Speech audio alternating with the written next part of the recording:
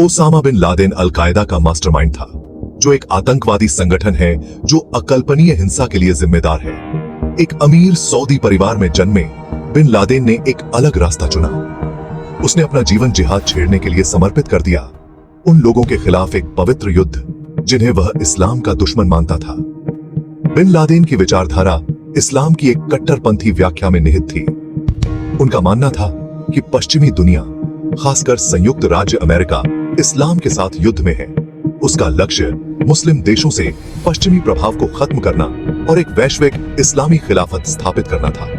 1980 के दशक में बिन लादेन अफगानिस्तान में सोवियत संघ के खिलाफ लड़ाई में शामिल हो गए। यह अनुभव उनके विश्व दृष्टि को आकार देगा और अल कायदा की नींव रखेगा। अफगानिस्तान से सोवियत वापसी के बाद बिन लादेन ने अपना ध्यान संयुक्त राज्य अमेरिका की ओर लगाया। 11 सितंबर 2001 के भयानक हमलों के बाद संयुक्त राज्य अमेरिका ने आतंकवाद के खिलाफ युद्ध की घोषणा की। उस दिन अल कायदा ने 4 हवाई जहाजों का अपहरण कर लिया और उन्हें वर्ल्ड ट्रेड सेंटर, पेंटागन और पेंसिल्वेनिया के एक खेत में गिरा दिया। इतिहास के सबसे घातक आतंकवादी हमले में लगभग 3000 लोग मारे गए थे। ओसामा बिन लादेन जल्दी ही मुख्य संदिग्ध के रूप में उभरा। उसने शुरू में संलग्नता से इनकार किया, लेकिन बाद में हमलों की जिम्मेदारी ली।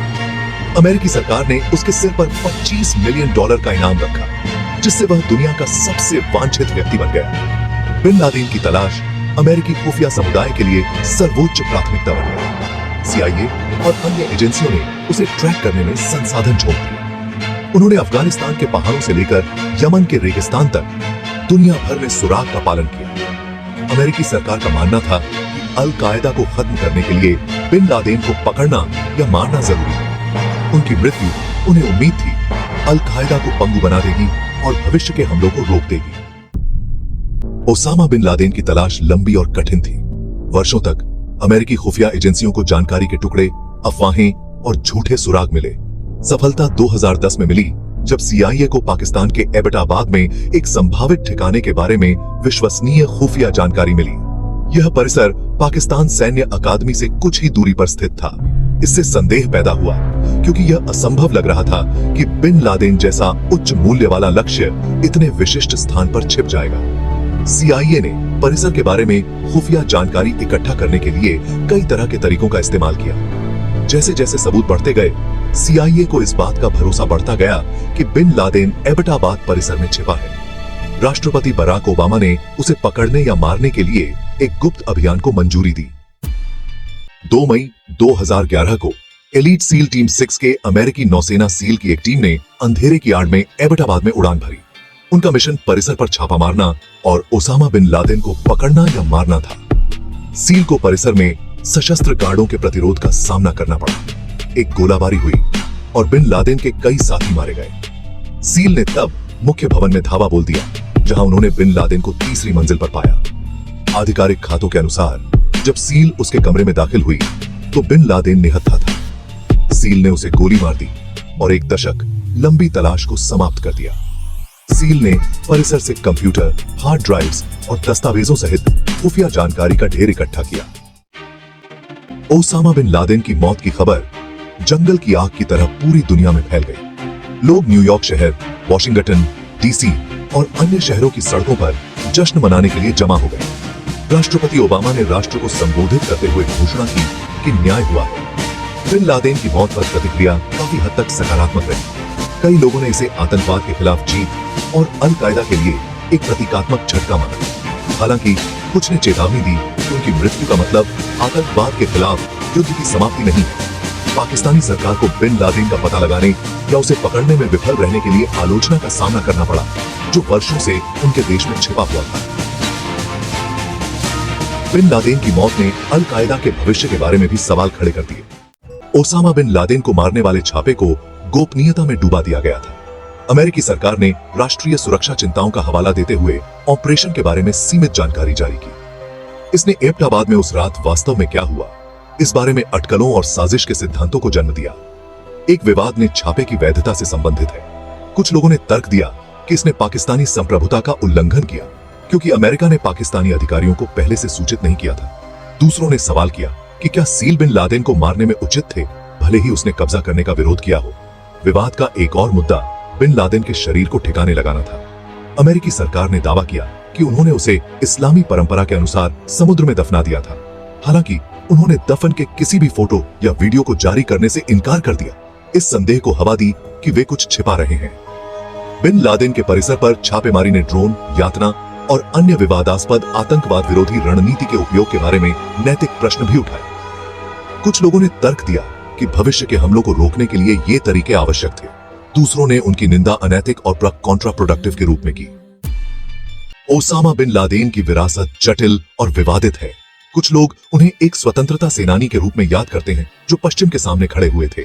हालांकि दुनिया के अधिकांश लोगों के लिए वह आतंक और घृणा का प्रतीक है। 21वीं सदी पर बिन लादेन के कार्यों का गहरा प्रभाव पड़ा। 9/11 के हमलों ने दुनिया को हमेशा के लिए बदल दिया, जिससे वैश्विक आतंकवाद के खिलाफ युद्ध और इस्लामोफोबिया का उदय हुआ। उनकी विचारधारा दुनिया भर के चरमपंथी समूहों को प्रेरित करती रहती है। अल-कायदा और उसके सहयोगियों के खिलाफ लड़ाई बहुत बड़ी कीमत पर आई है। अफगानिस्तान, इराक और अन्य जगहों पर युद्धों में हजारों सैनिक और नागरिक मारे गए हैं। अमेरिकी सरकार ने आतंकवाद विरोधी प्रयासों पर खरबों डॉलर खर्च किए हैं। बिन लादेन की मौत ने आतंकवाद के खिलाफ युद्ध में एक महत्वपूर्ण मोड़ दिया। ओसामा बिन लादेन की मौत से आतंकवाद का अंत नहीं हुआ। आतंकवाद के खिलाफ वैश्विक युद्ध जारी है। हर समय नए खतरे उभर रहे हैं। अतिवाद के खिलाफ लड़ाई एक जटिल और बहुआयामी चुनौती है। अल-कायदा जबकि कमजोर हो गया है, अभी भी मौजूद है। समूह क्षेत्रीय सहयोगियों में बिखर गया है, जिससे इसे लक्षित करना अधिक कठिन हो गया है। ISIS जैसे अन्य आतंकवादी संगठनों ने बिन लादेन द्वारा छोड़े गए शून्य को भर दिया है। इंटरनेट और सोशल मीडिया के उदय ने आतंकवादी समूहों के लिए भर्ती करना और अपनी विचारधारा फैलाना आसान बना दिया है। ऑनलाइन प्रचार व्यक्तियों को कट्टरपंथी बना सकता है और उन्हें हमले करने के लिए प्रेरित कर सकता है। जब हम ओसामा बिन लादेन की मौत पर विचार करते हैं, तो आतंकवाद के शिकार लोगों को याद रखना महत्वपूर्ण है। 9/11 के हमले एक भयानक त्रासदी थी, जिसमें लगभग 3000 निर्दोष लोगों की जान चली गई थी। पीड़ित जीवन के सभी क्षेत्रों से आए थे और 90 से अधिक देशों का प्रतिनिधित्व करते थे। वे माताएं, पिता, पुत्र, पुत्रियां, भाई, बहनें और मित्र थे। उनके नुकसान से उनके प्रियजनों के जीवन में एक अपूरणीय शून्य पैदा हो गया। हमें 9/11 पर पहले उत्तरदाताओं द्वारा किए गए बलिदानों को कभी नहीं भूलना चाहिए। अग्निशामक, पुलिस अधिकारी और अन्य आपातकालीन कर्मी जान बचाने के लिए खतरे में भाग पड़े। उनमें से कई ने सर्वोच्च बलिदान दिया। ओसामा बिन लादेन की मौत के बाद से दुनिया एक अलग जगह है। आतंकवाद के खिलाफ युद्ध जारी है, लेकिन आतंकवाद का खतरा विकसित हुआ है। नए समूह उभरे हैं और इंटरनेट अतिवाद के लिए एक प्रजनन स्थल बन गया है। आतंकवाद के खिलाफ लड़ाई के लिए एक बहुआयामी दृष्टिकोण की आवश्यकता है। हमें अतिवाद के मूल कारणों का समाधान करना चाहिए, जैसे गरीबी, असमानता और अवसर की कमी। हमें आतंकवादी प्रचार का भी मुकाबला करना चाहिए और अभद्र भाषा के प्रसार को रोकना चाहिए। ओसामा बिन लादेन की मौत आतंकवाद के खिलाफ लड़ाई में एक महत्वपूर्ण जीत थी। हालांकि यह अंत नहीं था। हमें सतर्क रहना चाहिए और सभी के लिए एक सुरक्षित दुनिया बनाने के लिए मिलकर काम करना चाहिए।